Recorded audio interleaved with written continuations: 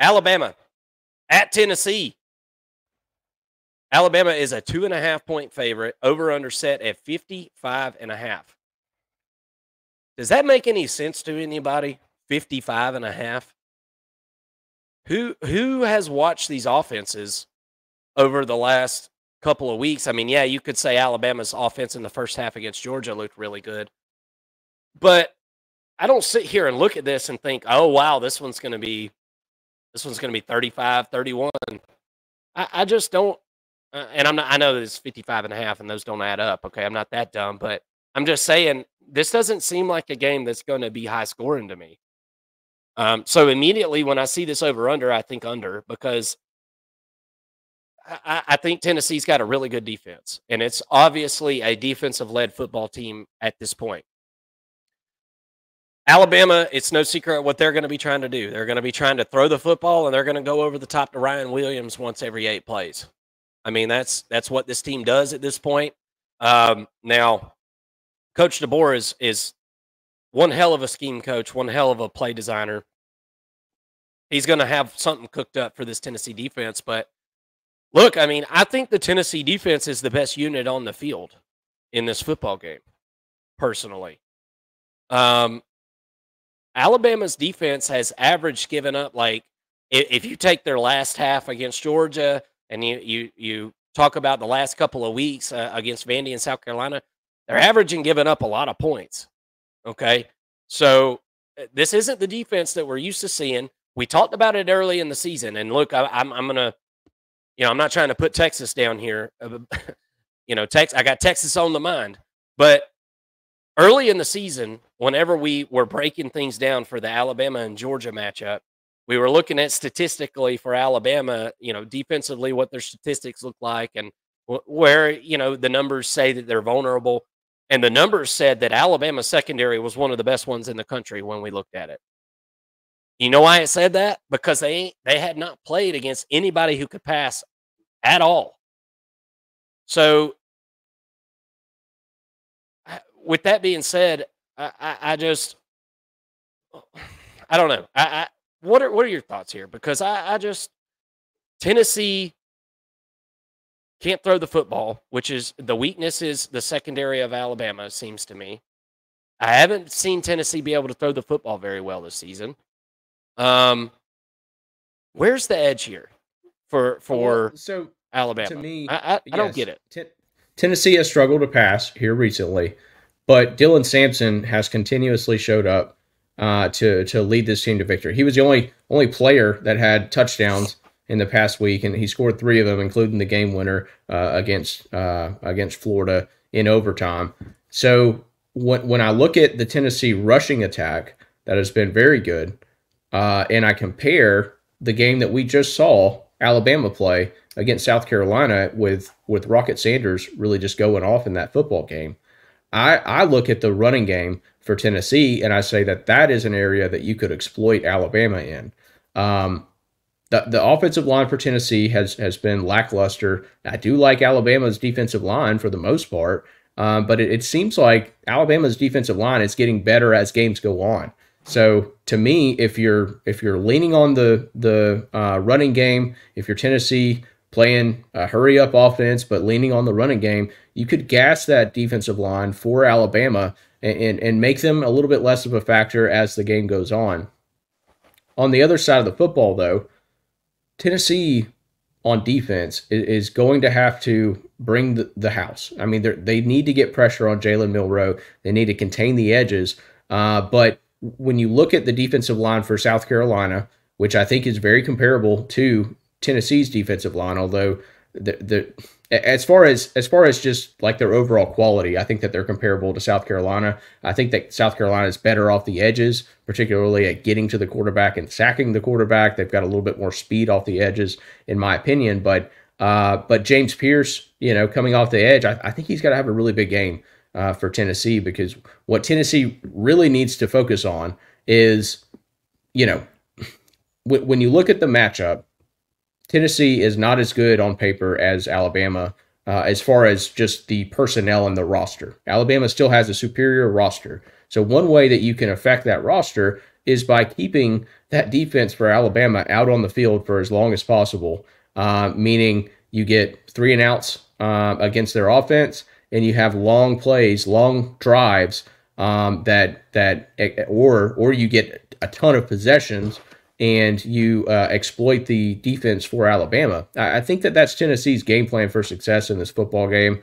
And when you look at Jalen Milroe, when he's under duress, he makes mistakes, right? If he's under duress, he's more than likely going to run the football. And at that point, you got to have a good spy on him. Maybe Peely is your guy who spies Milroe. And maybe James Pierce coming off the edge. Maybe you do like a outside linebacker spy on each side.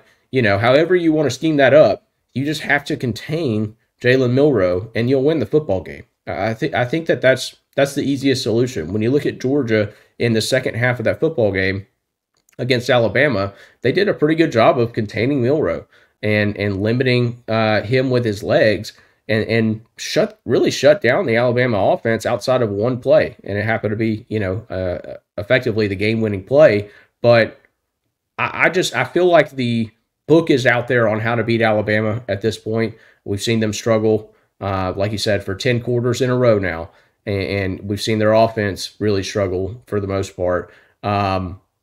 Tennessee just has to follow the game plan, follow the blueprint for what these teams have been doing for the past 10 quarters, and you'll have a chance to win this football game. You get this game at home at Neyland. It's going to be a crazy environment. I feel like Tennessee has a path to victory, but definitely feel uncertain about this game at this point, considering what we just saw from Tennessee against Florida, and what we saw for Tennessee against Arkansas.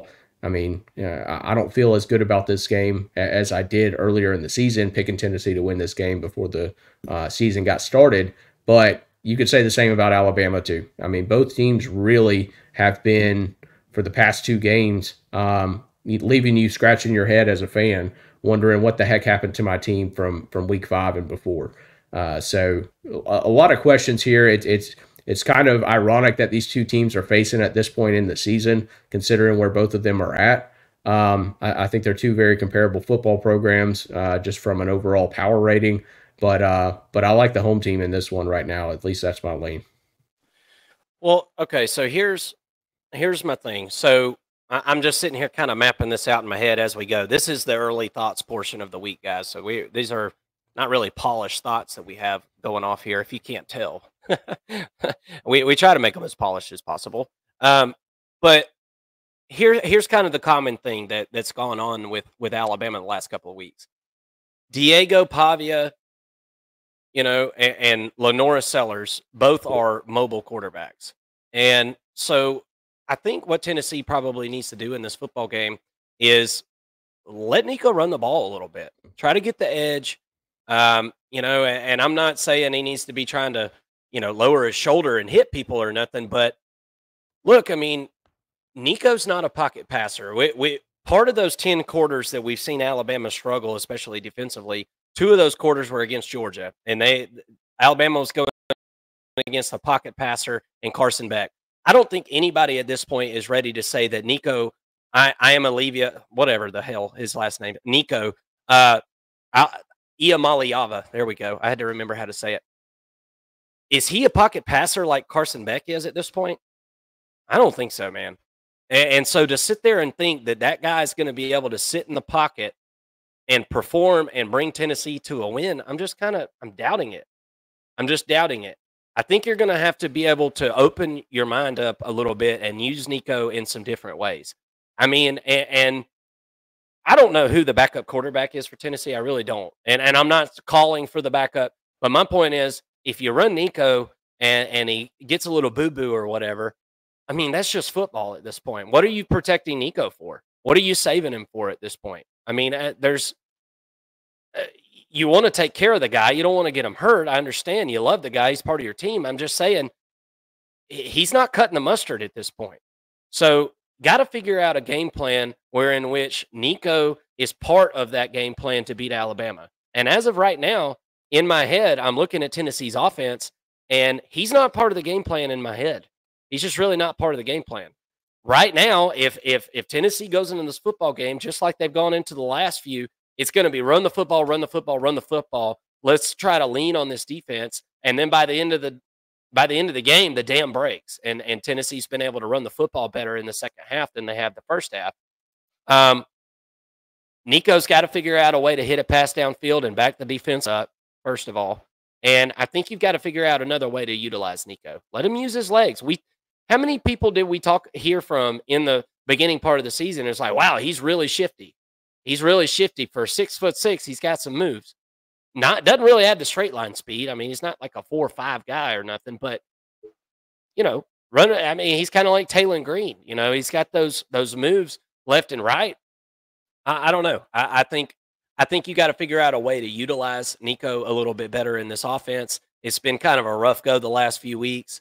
He's young. He's a first-year starter. A lot of that stuff is to be expected. But as far as winning this football game, Tennessee, their bread and butter has been running the football. I think Alabama obviously knows that. It's going to be tough sledding, especially early in this football game against that Alabama defense. We'll see if Tennessee can soften them up as the game goes on. But as far as Tennessee defensively against Alabama, I think I stand by what I said earlier in the season. I think Tennessee is one of the better equipped teams to stop Alabama. And now, the last couple of weeks, the best defense to stop Alabama was offense staying on the field. So if the offense is just going 3 and out, then you can scratch all of this, right? Mm-hmm. Because it's going to wear the defense out. But I think Tennessee can contain the edge way better than what Georgia did in the first half of that football game. And I think you're right. The key to slowing Alabama down is slowing Jalen Milroe down. Everything runs through that guy. Keep him in the pocket. Don't try to flush him out. That is exactly what they want to happen. They love for him to get on the run. He does his best work on the run, rolling out, on the move, getting out of the pocket. You've got to build a shell around him, keep him in the pocket, and get enough pressure to where your secondary isn't guarding people for 5, 6, 7 seconds. And I think that's kind of the recipe for slowing Alabama down. I'm leaning Tennessee. I'm sticking with Tennessee and the home team here. Alabama hasn't done anything over the last few weeks to prove that they deserve to be a favorite on the road at Tennessee in this situation. But then again, I see where Tennessee has kind of slumped the last couple of weeks, and I think that kind of is the reason for Tennessee being the home dog here. But I love those home dogs in these big matchups like this. I just bet on one yesterday with LSU being the home dog. I think I'm probably going to do it again with Tennessee. We'll have to see. We're going to break this game down further Tuesday night. We'd love for you guys to come and join us if you're seeing this clip elsewhere. This is your formal welcome to the First and Long College Football Show. Come on over and hang out with us. We'll be talking about this game on Tuesday.